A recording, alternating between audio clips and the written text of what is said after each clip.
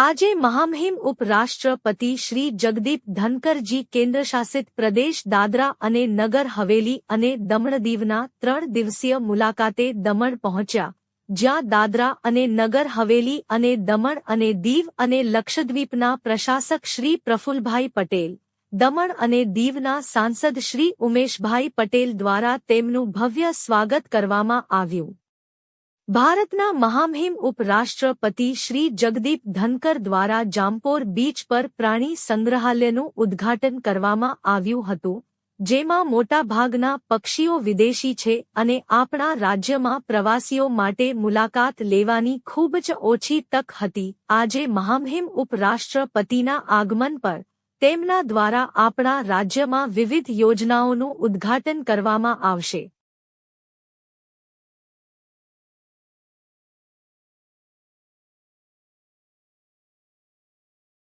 જેના કારણે આગામી દિવસોમાં આપણા રાજ્યમાં પ્રવાસન ક્ષેત્રે ઘણો વધારો જોવા મળશે. આ પ્રસંગે દાદરા અને નગર હવેલી અને દમણ અને દીવ અને લક્ષદ્વીપના પ્રશાસક શ્રી પ્રફુલ્લભાઈ પટેલ, દમણ અને દીવના સાંસદ શ્રી ઉમેશભાઈ પટેલ, જિલ્લા પંચાયત પ્રમુખ શ્રીમતી જાગૃતિબેન કલ્પેશ પટેલ, દમણ નગરપાલિકાના ચેરમેન શ્રી અસ્પીભાઈ દમણિયા અને અન્ય સરકારી અધિકારીઓ ઉપસ્થિત રહ્યા હતા.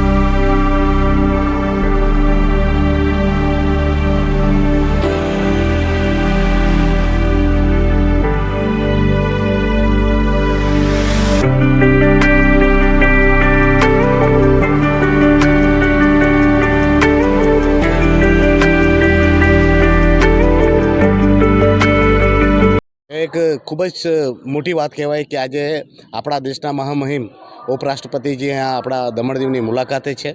એક દમણ દીવ માટે બહુ સરસ મોટી વાત ઘટના પણ ગણી શકાય. અને આજે ઘણા બધા પ્રોજેક્ટનું પણ અનાવરણ થઈ રહ્યું છે, જેમાં પક્ષીઘરનું પણ અનાવરણ થયું છે. તો દમણ દીવ માટે એક સરસ ઉપલબ્ધિ છે. અને આ જે લેન્ડમાર્ક થશે પક્ષીઘર, એમાં જે બર્ડ્સ રાખવામાં આવેલા છે તે બર્ડ્સ બધા જ વિદેશોથી મંગાવવામાં આવેલા છે. તે સારા બર્ડ્સ છે.